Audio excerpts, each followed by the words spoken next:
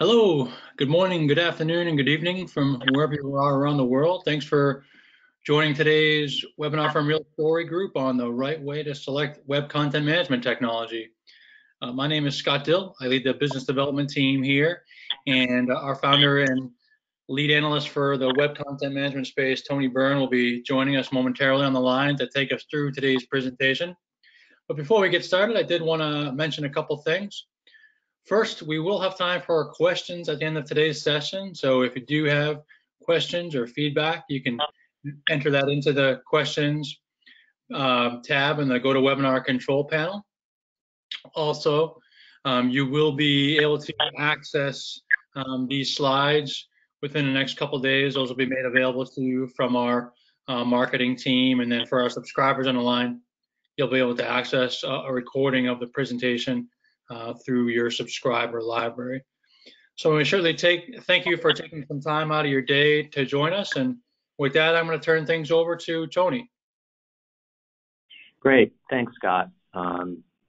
Just a friendly reminder that, again, if you have any questions or comments or anything you disagree with, feel free to use the questions tab in the GoToWebinar control panel. So it's a topic near and dear to my heart. I founded a Real Story Group in 2001, originally at CMS Watch, and that's how a lot of people knew us. We were evaluating web content management systems, have been doing it for the last 18 years, and I founded it really because of this quadrant that you see in the left. I was working at a systems integration firm. We were using these traditional analyst quadrants and discovering that a lot of the vendors in the upper right actually had extreme technical debt, some serious problems associated with them, and were not always the best solutions for our clients. I thought, well, there had to be a better way to evaluate these tools. So I founded CMS Watch, now Real Story Group.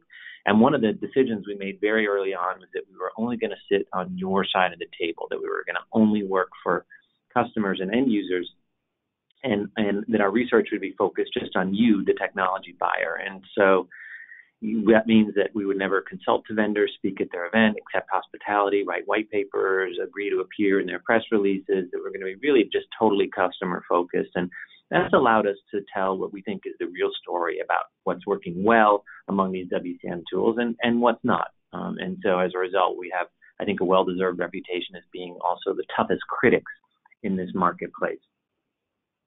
Of course, WCM doesn't live alone in your stack, and we'll have a lot to talk about in that connection as you look to select new tools going forward. This is how we organize all the different vendors that we evaluate across an entire kind of omni-channel digital stack. Web content management is still a really important line on this metro map. It's the light blue line that you see here. Integrates with obviously there are vendors who sell other products as well. So you have this kind of city center of some of the major players, Oracle, Adobe, OpenText, HCL, and others. And then you have this whole periphery of a number of pure play vendors as well. And so it's quite a fragmented marketplace where you've got a lot of choices. And of course, choice is good, but choice also, complicates your decision making going forward. So let's look at the agenda today. We'll take a quick look at the incumbent WCM marketplace. What does it look like?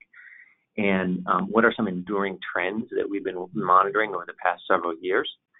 But then beyond that, we're going to take a look at 2019. Like what's shifting? What are some things you want to pay attention to as you look to select these tools? And then finally get into exploring and really evaluating your alternatives. How do you get to the right shortlist? And then how do you take a more agile, modern approach to selecting the right WCM vendor? Again, we'll have time for questions at the end. So if anything comes up that you've got a question on or a concern or something you agree with or disagree with, feel free to type it into the questions tab in the GoToWebinar control panel. All right, so let's look at the marketplace. Like many marketplaces, you can organize these tools on a complexity spectrum. This isn't the only way to bucket vendors. You could bucket them by technology, by regional emphasis, by architecture, that sort of thing. We find that complexity is a particularly useful way of looking at it because some of you have more richer and complex needs than others. And you want to be careful to make sure not just that you underbuy, but also that you don't overbuy. And in fact, we tend to find more organizations overbuy WCM technology rather than underbuy it. In other words, they get a solution that, yes, has more native richness, more customizability and extensibility, but also is maybe too complex and developer intensive. And so it drives up their long-term costs and sometimes makes them not as agile as they'd like. But you have over here on the left toolkits, which are basically things that you can assemble very rich content-oriented experiences around. Some upper range vendors, slightly less complicated, less expensive. The mid-market, a very successful place for many vendors to be, and certainly many customers. And then, of course, simpler tools, which very often work that we see, for example, in higher ed, in public sectors and nonprofits and others. We have these legacy vendors in the lower left. These tend to be tools that you leave rather than buy afresh, and they're still sort of hanging out in the marketplace, but typically have been eclipsed by more modern solutions. So some key trends here, as I mentioned, is a highly fragmented marketplace, and that's analyst speak for saying that there's a lot of vendors here to choose from. We are seeing in general a kind of a push to the left. So these systems are tending to become more complex and more developer intensive. It's us, the customer, that's kind of pushing it that way as we're asking them to do more and more. But again, it's something to consider in terms of the kind of resources you might need to be successful with some of these tools. All the vendors will say, hey, it works out of the box with these business-friendly interfaces, and it's almost always not true. So you need to be really careful about aligning the complexity of the solution with the resources that you have to customize it. Seeing a lot of business model convergence, particularly around you working through implementation partners and so-called channel partners as well, particularly because as these things become more complex, vendors need integration partners and implementation partners to customize them. And so very often you're not just selecting a vendor, you're also selecting an implementation partner. Now, we'll argue that at some level the vendor is more important because that's the longer and more enduring relationship. But clearly, particularly because you may be spending more money with a partner, particularly in year one, that's an important selection decision as well. The other thing from a cloud perspective that we continue to see is more platform as a service rather than software as a service. This is changing a little bit. So we're seeing more cloud native solutions come into the marketplace. But typically, to the extent that you implement these solutions in the cloud, it's usually single tenant and in some managed environment. And so then you have choices about who's actually going to manage that environment. Is it you? Is it your integration partner? Is it the vendor? We tend to recommend not having your implementation partner be your managed hosting provider, just because that kind of overburdens that relationship and makes it a little stickier than you would want. It's kind of like moving in with them when maybe you want to keep your own apartment. So that's something to consider as well. But definitely we still see a predominance of platform as a service rather than software as a service. There's definitely some enduring themes that we've been tracking for the past 5 years. The first one is that, curation really matters, that there, as we all do more content marketing, we're caring a little bit more about what that content says and where it appears and what it looks like, and really paying a lot of close attention to it and not just allowing metadata values to just throw content all over the place. So we see a lot more collaboration rather than formal workflow. We see a desire to curate automated lists, to pin things at the top or reorder those. And a lot of effort now to syndicate micro content and micro experiences beyond your website, but even off to transactional applications, e-commerce environments, and so forth. And so to that extent, the second, obviously, long-term trend here is that integration matters a lot. You want to look at integration frameworks and connectors and other sorts of things relative to any solution that you get if it's going to be a long-term partnership. And then relatedly, broad ecosystems, we've always weighted these very heavily in our own vendor evaluations. What does it look like? Are there customer meetings? Is there an integration channel? Are there consultants available to help you with this solution? Are there developer networks? So that's the sort of graphic on the left. We think that the robustness of the ecosystem around a particular product or platform is the best predictor of its long-term viability and stability. The other thing that's been happening, and vendors don't like to talk about this a lot, is that the scope of WCM has been narrowing over the last 5 years. And we'll have more to talk about there a little bit later in this half hour. But, as we are crafting broader digital experiences, yes, your website and your website experience matters, but there's a lot more touch points in an omni-channel customer experience. And so what this means sometimes is that you have to move your thinking and your intelligence and your data, and sometimes even your content a little bit lower in your stack to accommodate all these different channels. And so we believe that the scope of WCM, while still important, is narrowing, and this is important for you to think about, again, with respect to not overbuying the technology. So it's been really interesting to watch, even at the high end of the marketplace, with Adobe and Acquia and Tridian and certainly Sitecore, is that the way that they're kind of dealing with this is acquiring or partnering with other solutions or building out other capabilities, a little bit less innovation around the core WCM capabilities itself. But let's Len talk about a little bit more about what's actually happening, we think, in 2019. So first, some kind of overall trends here. I mentioned earlier a lot more complexity happening in these systems. A lot of that complexity has been kind of cascaded down to the editorial environments, and there's been a lot of pushback among editors, I think with really good reason. And so there's a real exploration of simpler alternatives. I think Project Gutenberg, which is baked into at least partly the latest version of WordPress, is a good example of where this is going, which is kind of a medium-style editorial interface. A lot of critical issues for you to think about here, including whether these are just separate paragraph blocks or whether they're true native components that are reusable. But certainly, I think that what's underneath this is a desire for greater editorial fluidity. And I think really critically, the nature of the content driving the experience. So rather than saying, I've got this fixed template, I'm going to let the content kind of derive the shape of this page or the overall experience.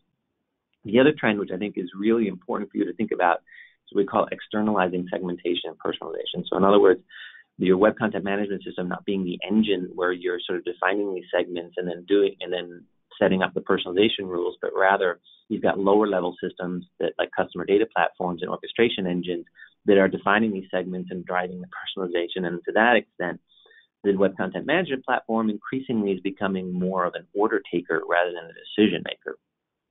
The other advice that we're giving people in 2019, we've been giving this advice for a while, but I think is really critical now, is to avoid bundling digital asset management, email, social, and other engagement systems as part of some kind of an Uber platform. I know that there's HubSpot and others that sort of do this at the low end. To some extent, Sitecore is arguing that you should do this at the very high end of the market. We think you want to disconnect these sorts of investments so that each can kind of grow and evolve in its own. And then obviously you want to build out a kind of integration architecture and framework to put them all together. But, digital asset management is a great example. If you use the DAM platform that happens to be bundled with your web content management system, it's likely to be really probably 5 years behind in terms of its capabilities and the scope of what it's trying to do relative to a more pure play modern DAM platform. Then, of course, there's the whole issue around Headless, and the goal of Headless is to really be able to drive content and to some extent micro experiences to wherever the customer is, and she may be having all kinds of different journeys. If you look here on the left, across a variety of different digital touch points. And so the goal of Headless web content management is that to basically decouple the delivery environment, in many cases not even have a default delivery environment. And so that allows you to drive content into applications, channels, devices. This sounds architecturally wonderful. In reality, the reaction to it among many of your internal stakeholders is sometimes negative for good reasons. They want to know where this content is used. They want to be able to preview and simulate. They may want to be able to syndicate not just content, but entire experiences. And so where we see the market going, and certainly what we've been advising, is this notion of head optional, that I can use this platform in pure headless mode, but I can also use it to drive in front-end delivery and engagement experiences in certain cases where I want that. Unfortunately, the market isn't quite 100% there. I think almost all the vendors are sort of feeling their way there, both the headless vendors beginning to sort of put some headed capabilities, and certainly the traditional couple vendors beginning to refactor their content repositories and other APIs such that they can be headless. As a market, I would just alert you that I don't think we're as where you might want us to be at this point. Okay, so how do you evaluate your alternatives? The traditional approach here is to look at it in terms of features, or what we think of as services. And to be sure, you can deconstruct a web content management platform into 3 categories of services: technology services, content services, and optionally experience services. You may or may not want all of these things. What's really interesting is that even if you need all these things, you may need them in different levels of support depending on your use cases. And so what happens is we often find that people go to market with this kind of checkbox mentality. I need this from a feature perspective. But you have to remember that there's real humans using these tools in particular business contexts. And so looking at this exclusively from a feature perspective really limits and creates a kind of evaluation myopia in our experience. So rather than just doing feature checkboxes, what you really want to look at is usage scenarios and strategic considerations. So for web content management, we have kind of 10 canonical scenarios that we use. This is our evaluation of OpenText Team Site. There's certain things that a vendor is going to do better than others. And a lot of times these are imprinted into the platform very early on. You'll have vendors who say, well, I can do all of these things. Well, nominally, maybe you can, but the real issue is what does the platform want to do? And what it wants to do well, you'll be able to probably slipstream pretty easily. What it doesn't want to do, you're going to have to work really hard and struggle and do a lot of custom coding and software development to get there. So it's really critical to understand what are your key scenarios up front. And then also, what are your strategic considerations and how do you want to weigh those around both the vendor itself with respect to customer support and viability, but then also the technical modernity of the product, and then, as I mentioned, the overall ecosystem. So these are key considerations as you start thinking about building a short list, and it's a very structural, kind of analytical way of doing it, and this is how we do it when we do our own vendor evaluations. And so, in fact, we expose these things to you in a decision tool where you can define where your scenarios are and weight them. You can define what's important to you from a strategic consideration standpoint and weight those. And then you generate what we call a real quadrant, which is who are the vendors that are not necessarily generically the best vendors, but who are the right fits for you. So then how do you go about this selection? We've been talking about shortlisting, and obviously that's just really one piece of the puzzle. We argue that you should take a design thinking approach, kind of an agile-ish approach, we would say, which means that it's team-based, it's test-based, which is really important, so you're not just taking the vendors or your consultant's word for it. And you iterate through an adaptive process where ultimately you're getting hands-on with the tool and really spending a lot of time with the vendor to make sure that it's the right match for you. And we feel so strongly about this that my colleague Jared Gingras and I, we wrote a book about this through Rosenfeld Media called The Right Way to Select Technology, which is kind of a cookbook for how to do this. But I'm going to talk about it over the next 10 minutes, specifically in the context of web content and experience management. So design thinking says that, you really want to go through kind of 5 different phases. First, empathy, then definition, then ideation, then prototyping, and then ultimately testing. And in the context of selecting WCM platform, how this plays out is you first want to create your user stories. Now, your user stories can, of course, be customers and visitors to your digital properties, but also editors, marketers, designers, developers have their own stories, too, in these platforms. Remember, they're more developer-intensive these days. So first up, you want to build narrative stories. Then, based on those, create an RFP and a vendor shortlist. We, of course, have research and tools that will help you do this. You may have other ways of doing this, but definitionally, you want to get down to ideally 6 to 8 vendors. Then you start going through an ideation phase where you're through your proposals and demos, you're kind of learning, hey, were our requirements really what we thought we were? Or now that we see these stories, these user stories being tested hands-on, maybe we're going to learn some things and then revise those stories going forward. The key thing here is that the vendors aren't doing generic proposals or generic demos. They're proposing against your user stories. They're demoing against your user stories. Now, the key thing down here is in the penultimate segment at the bottom here where we say prototype. You really want to have a hands-on bake-off between 2 finalist vendors. Critically important. If you don't get hands-on with these tools, it's like buying a car after watching a salesperson drive it around the auto lot. You really want to be able to get behind the wheel of these systems yourself, have at least a week-long bake-off with all of your different stakeholders. Then okay, is this going to work well for me? Now, to be sure, there may be certain technical security, performance, integration issues that come up that you weren't able to address properly. You can have an optional proof of concept phase at the end of that where you're testing a single finalist, right? So it's a significant investment of your time and effort. But if it's important to you, you may want to do it. And so the thing here is that you're only doing it with one vendor, one finalist. So this is how you get from a universe of potentially 30 to 36 plausible WCM vendors, or at least theoretically plausible CMS vendors, down to a single finalist. So as you go forward, particularly as the core of your RFP and as your demo rounds and your bake-off is, don't rely on these Excel type spreadsheet type requirements. We all tend to want to build these. By and large, they don't work. They abstract away what is a human process of people using these tools, your colleagues using these tools. And instead, what you want is a more narrative, persona-centric way where you actually build out scenarios. So here's a particular model that we like to use where we've got profile targeted, the persona, the description, really critical to have background to it. And then the objective. The objective is really important because that's sharing with the vendor what you're trying to accomplish. And then you get into an actual narrative where real human beings are actually using the system, whether, again, those are customers, prospects, editors, authors, reviewers, designers, developers, so on and so forth.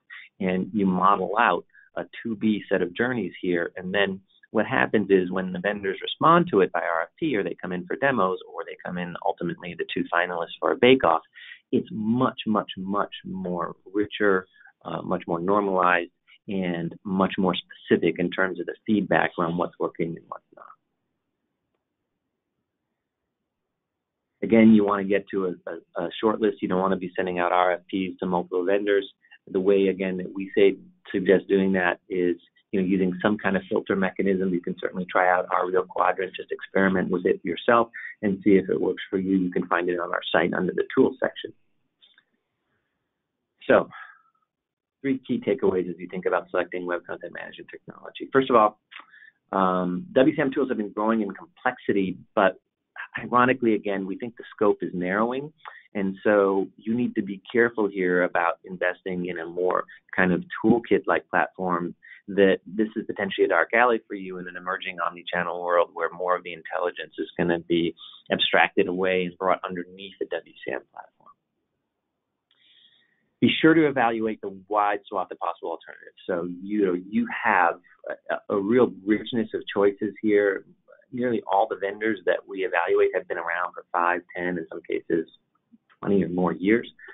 So they're viable, stable platforms. Some are better at some things than others. Some have a brighter future than others.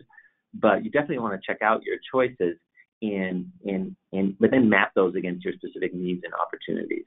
Again, integration matters, and I told you to focus a lot on that, but also usability always, always, always matters. And so that's why, again, you want to elaborate these more human-centric journeys. You want to make sure that during demos, vendors are testing your journeys. And then very, very important for you to have a hands-on bake-off, because sometimes something that seems easy to use in a demo, when you're actually doing it, can be complicated, and vice versa. So you really have to take these for a test drive.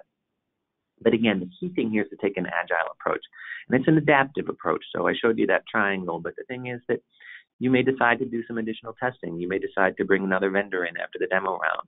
You may decide, that this is a learning process, and you may decide to change course a little bit. And so you want to give yourselves the ability to be agile, to be adaptive in this whole process so that you get to the right solution.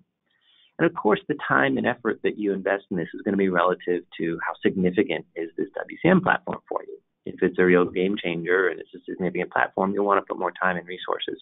If it's more of a kind of an antecedent place in your broader stack and that you're putting more energy and investment, for example, into maybe your email channel, then you can obviously do this in a simpler way. The key thing, though, is to make sure that you're getting at least a day or two hands-on with a couple of competing solutions. Okay. I'll just remind you again that you're free to pose any kind of questions you want in the GoToWebinar control panel. If there's anything I didn't cover or anything you were hoping to learn out of this, feel free to chime in. Or again, if there's anything that you disagree with or agree with or want to just share your own personal experience, happy to follow up on that. As you look at your WCM choices, I encourage you to sample our research here. We have definitely the most comprehensive, hardest hitting vendor evaluations, along with a lot of corollary advice about how to do this. So if that's something that you're in the midst of, I encourage you to check that out.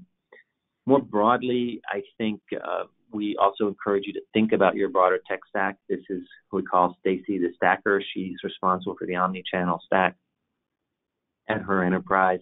She's getting a lot of questions internally and externally, probably answering people's questions all day long. And our mission in life really is to serve as a kind of a shield and advisor for Stacy so that she can give the right answers to her peers and have the right roadmap going forward. For web content management, sure, as a key kind of anchor player in her stack, but also all of the other tools where she needs to make decisions against. So there's 3 different ways you can work with us. The first is vendor selection advisory, where you simply get access to our WCM research and then optionally get access to us by phone, where we help step you through this process to make sure you get the best fitting solution. Again, if you're an omni-channel stack owner, we have a variety of different services and research across a whole spectrum of tools to help you make good decisions going forward. And then we're inviting a subset of those stack owners to join our new Omnichannel Leadership Council, which is a confidential peer-to-peer network meeting several times a year to share experiences with each other.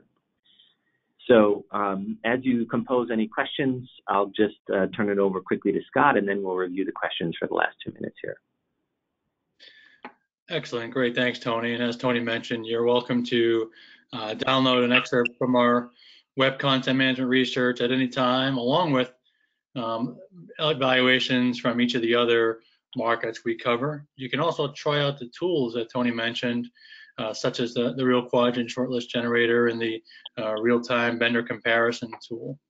In terms of next steps, we will be having a webinar similar to this one next week. We'll actually be looking at the right way to select digital asset management technology. So if you or one of your counterparts is interested in that, certainly encourage you to join us for that. And last month, we hosted a number of webinars that focused on MarTech and the omni-channel stack. And you're welcome to download recordings from each of those presentations.